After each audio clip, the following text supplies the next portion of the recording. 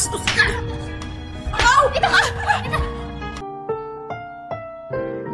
Ang susunod na programa ay rated PG. Ito ay nangangailangan ng patnubay at gabay ng magulang para sa mga batang manonood.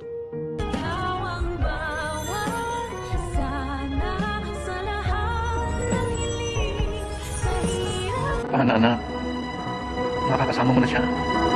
Sa tuluyan niyang pagkakaroon ng malay ni Lolo Pepe ay meron siyang matinding pasabog kay Giselle na labis namang ipagtataka ni Giselle kung sino ang tinutukoy ng kanyang papa na makakasama na nito. Na alam naman talaga natin kung sino ang tinutukoy ng matanda at ito'y walang iba nga kundi ang anak ni Giselle na akala niya ay patay na. Mas intense pa po ang magiging kaganapan sa pagitan ng mag-inang Giselle at Justin. Dahil sa muli nilang paghaharap ay hahanapin ni Giselle si Justin at sasabihan ba naman ito at pagbibintangan na baka ito ang mastermind sa pagdukot kay Lolo Pepe na agad naman ikapipikon ni Justin. Sabay sagot niya sa kanyang nanay na kung meron daw siyang pagtatangkaan ng buhay dito ay walang iba kundi si Giselle. Kaya naman si Giselle ay gulat na gulat dahil hindi niya naman akalain na masasagot siya ng gano'n ng babaeng ito na hindi niya naman kilala. At ang pakilala nga lang ni Lolo Pepe sa kanya ay isang kaibigan. Kaya naman hindi na mapipigilan ni Giselle ang sampalin si Justin.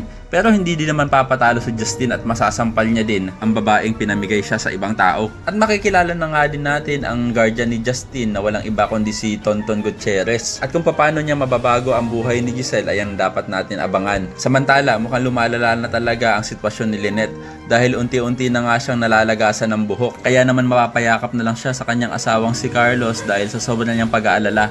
Pero sandali lang, nakapagtataka naman na nagising na si Lolo Pepe pero wala siyang natatandaan. Naku, naloko na, mukhang nag-amnesia pa nga. Kaya naman kung isa ka rin sa mga umaasang sana hindi nag-amnesia si Lolo Pepe ay pakilike ang video na ito and don't forget to subscribe. Thanks for watching and see you next time. Bye-bye!